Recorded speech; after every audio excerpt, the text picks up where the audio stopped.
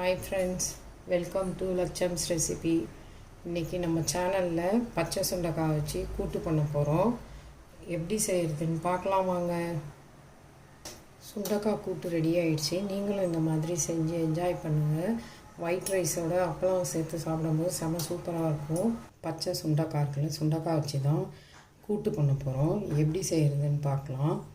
இப்போ இந்த சுண்டைக்காய் ஃப்ரெஷ்ஷாக இருக்கிறது காம்பெல்லாம் எடுத்துகிட்டு இந்த சுண்டைக்காவை நம்ம இடிக்கல்லில் வச்சு நசுக்கி எடுத்து தண்ணியில் போட்டுக்கணும். அப்படியே வச்சிட்டோன்னா கருப்பாயிடும். இப்போ காம்பை எடுத்துகிட்டு இதை இடிச்சிட்டு வந்து காட்டுறேன். துவரம்பருப்பு நான் ஒரு 150 கிராம் அளவுக்கு எடுத்துருக்கேன். துவரம்பருப்பு 2 டேபிள் ஸ்பூன் அளவுக்கு கடலைப்பருப்பு. இந்த 2 பருப்பையும் சேர்த்து கழுவிட்டு குக்கரில் வச்சு 4 விசில் வச்சு எடுத்துக்க போகிறேன். இப்போ பருப்பை நல்லா 2-3 தண்ணி ஊற்றி நல்லா கழுவிட்டு வந்துட்டேன். துவரம்பருப்பு 2 டேபிள் ஸ்பூன் கடலைப்பருப்பும் சேர்த்து கழுவியாச்சு. இப்போ அந்த பருப்புக்கு தேவையான அளவு தண்ணி சேர்த்துக்கலாம். நீங்கள் எதில் அளந்து வச்சுக்கிறீங்களோ அதெல்லாம் 2லேருந்து 2.5 வச்சுக்கோங்க. தண்ணி போதும். இதெல்லாம் பருப்பு முழுகிற அளவுக்கு இருந்தால் போதும் தண்ணி. மஞ்சத்தூள் சேர்த்துக்கலாம் 1/4 டீஸ்பூன் அளவுக்கு. மஞ்சத்தூள் சேர்த்துட்டு இப்போ பருப்பை மூடி வச்சு ஸ்டவ் ஆன் பண்ணி 4 விசில் வந்தோடனே ஆஃப் பண்ணிடலாம். இப்போ சுண்டைக்காலாம் காம்பு கிள்ளி எடுத்துகிட்டு வந்துட்டேன். இந்த சுண்டைக்காவை இந்த மாதிரி இடிக்கல்லில் வச்சு நம்ம நசுக்கி தண்ணியில் போட்டுடணும். அப்போ தான் அதில் இருக்க விதைகள்லாம் வெளியில் வரும். ஃபுல்லாக இல்லை, ஓரளவுக்கு வந்துடும். அப்போ தான் நமக்கு கசப்பு தெரியாது.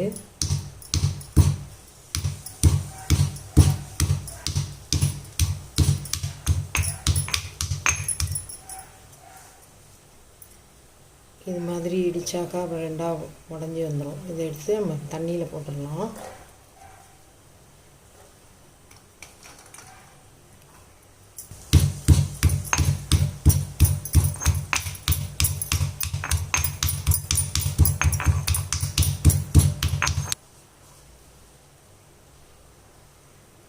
இது போல் நசுக்கிட்டு தண்ணியில் போட்டுக்கோங்க.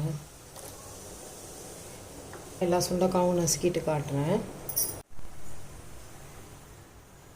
இப்போ சுண்டைக்காய் எல்லாத்தையும் நான் இடிக்கல்லில் வச்சு இடித்து தண்ணியில் போட்டு வச்சுட்டேன். இல்லாட்டி ரொம்ப கண்ணங்கரைன்னு போயிடும். தண்ணியில் போட்டு வச்சாச்சு. இது இப்படியே இருக்கட்டும். சின்ன வெங்காயம் ஒரு 15 வெங்காயம் எடுத்து கட் பண்ணி வச்சுருக்கேன். ஒரே ஒரு தக்காளி கட் பண்ணி வச்சுருக்கேன். இந்த கூட்டுக்கு தேவையானது, சுண்டைக்காய் கூட்டுக்கு. சீரகம் 1/2 ஸ்பூன், 3 பச்சை மிளகா, 2 பத்தை அளவுக்கு தேங்காய் எடுத்து வச்சுருக்கேன். இதுதான் அரைச்சி அதில் ஊற்ற போகிறேன் கூட்டில். அடுப்பில் ஒரு கடாயை வச்சுட்டு 2 ஸ்பூன் எண்ணெய் சேர்த்துக்கலாம். கட் பண்ணி வச்சுருக்க சின்ன வெங்காயத்தை சேர்த்துக்கலாம்.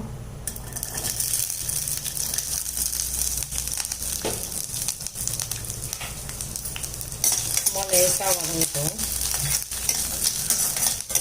வெங்காயம் வதங்கட்டும். இப்போ நம்ம நசுக்கி தண்ணியில் போட்டு வச்சுருக்கிற சுண்டைக்காவை நல்லா பிசைஞ்சு கழுவி புழிஞ்சு எடுத்துக்கலாம். நல்லா புழிஞ்சு எடுத்துட்டோம்னா அதில் இருக்க விதையெல்லாம் போயிடும். வெங்காயம் வதங்கிடுச்சு. இப்போ சுண்டைக்காவை நல்லா புழிஞ்சு எடுத்துட்டேன். நசுக்கி தண்ணியில் சேர்த்து வச்சுருந்தேன் சுண்டைக்காவை அதில் சேர்த்து வதக்கிக்கலாம். இப்போ பாருங்கள், இதில் எவ்வளோ விதைகள் இருக்குது பார்த்தீங்களா. இதோட நம்ம சேர்க்கக்கூடாதனால நசுக்கி நம்ம தண்ணியில் போட்டு புழிஞ்சு எடுத்துடணும். இப்படியே சேர்த்துட்டோம்னாக்கா கட் பண்ணி அருவாமனை இலையோட கத்தியில் கட் பண்ணி போட்டுட்டோம்னா அந்த விதையெல்லாம் அதில் இருக்கும், கொஞ்சம் கசப்பாக தெரியும். அதனால தான் நசுக்கி எடுத்து தண்ணியில் போட்டு புழிஞ்சிட்டு போட்டுருக்கோம். அது கூட இந்த ஒரு தக்காளியும் சேர்த்துக்கலாம். உங்கள்கிட்ட நான் காமிச்சிருந்தேன்ல துவரம்பருப்பு 150 கிராம், அது கூட 2 டேபிள் ஸ்பூன் கடலைப்பருப்பு சேர்த்து கழுவிட்டு குக்கரில் வச்சு 4 வெயிட் வச்சு எடுத்துருக்கேன். இப்போ இந்த பருப்பை தான் நம்ம அதில் சேர்க்க போகிறோம். இந்த அளவுக்கு வெந்தால் போதும். ரொம்ப குழையும் வேக வைக்கிறேன் நான் கூட்டுக்கு தேவையான அளவு உப்பு சேர்த்துக்கிறேன். 1 ஸ்பூன் அளவுக்கு உப்பு சேர்த்துக்கிறேன். நீங்கள் உங்களுக்கு உப்பு டேஸ்ட் எவ்வளவோ அதுக்கு தகுந்த மாதிரி கூடி குறைச்சி போட்டுக்கோங்க.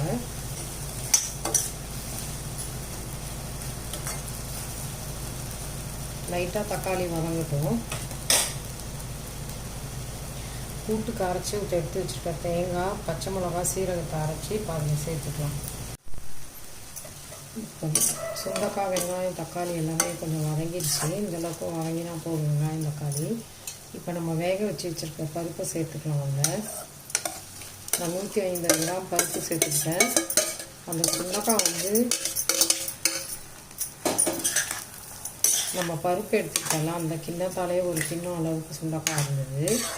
அதை தான் அதை நான் நசுக்கி நான் இப்போ இதில் சேர்த்துருக்கேன். உப்பு நான் சேர்த்துட்டேன் அதில் ஒரு ஸ்பூன். இப்போ இந்த வேக வச்ச பருப்பும் சேர்த்தாச்சு. இது கூட நம்ம அரைச்சி வச்சுருக்க பச்சை மிளகா, தேங்காய், சீரகத்தை சேர்த்துக்கலாம். சேர்த்து ஒரு கொதி வரைக்கும் சுண்டக்காய் வெந்துடும். ஏன்னா இது பிஞ்சாக இருக்குது சுண்டக்காய்.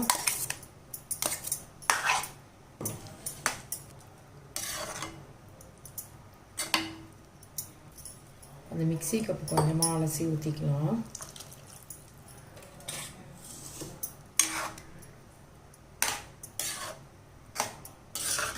நீங்கள் உப்பு பார்த்துட்டு உப்பு இந்த ஸ்டேஜில் சேர்த்துக்கோங்க. இப்போ நல்லா கொதித்து வரட்டும். இப்போ மூடி போட்டு மூடி வச்சுக்கலாம். நல்லா வேகட்டும் கொதித்து கூட்டு, அதுக்கப்புறம் பார்க்கலாம். இப்போ பாருங்கள், கூட்டு நல்லா கொதிச்சிட்டு இருக்கு. திருப்பி விடுங்க, இல்லாட்டி பருப்பு அடியில் போய் அப்படியே உட்காந்துக்கோங்க. சுண்டக்காய் வேகிற வரைக்கும் கொதிச்சதுன்னா போதும்.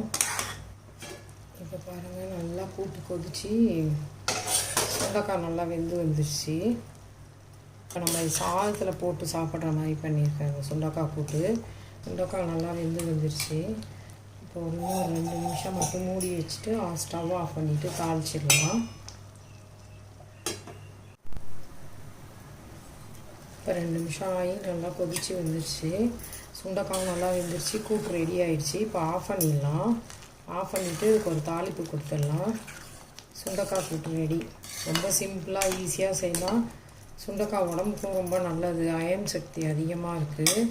இது அனிமிக்காக இருக்கிறவங்க அடிக்கடி சேர்த்துக்கிட்டோம்னா அந்த ரத்த விருத்தி நமக்கு வரும். அதே சுகர் பேஷண்ட்டும் இந்த மாதிரி சுண்டக்காய் எடுத்துக்கலாம்.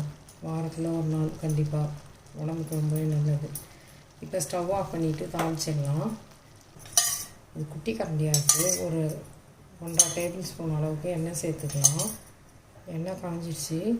இப்போ கடுகு சேர்த்துக்கலாம். உளுத்தம்பருப்பு சேர்த்துக்கலாம் 1 டீஸ்பூன் அளவுக்கு. அது கூடவே ஒரு காஞ்ச மிளகாய் கிள்ளி போட்டிருக்கேன்.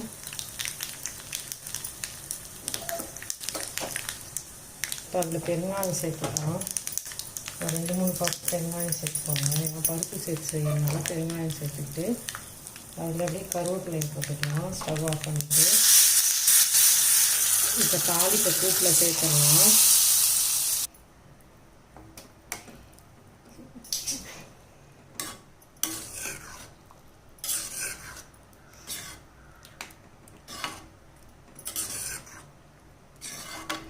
இதை ரைஸோடு எடுத்துக்கிட்டோம்னு வச்சுக்கோங்க, அப்பளம் ஊறுகாய் வச்சு செம்ம சூப்பராக இருக்கும் கூட்டு.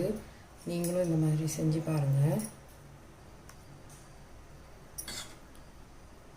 குழந்தைங்க கூட விரும்பி சாப்பிடுவாங்க. கசக்காது இந்த மாதிரி செஞ்சோன்னா. நீங்கள் நசுக்கிட்டு தண்ணியில் வச்சு போட்டு பிசைஞ்சு அந்த விதையெல்லாம் எடுத்துகிட்டு வடிகட்டிட்டு புழிஞ்சிட்டு வதக்கி செய்யுங்க.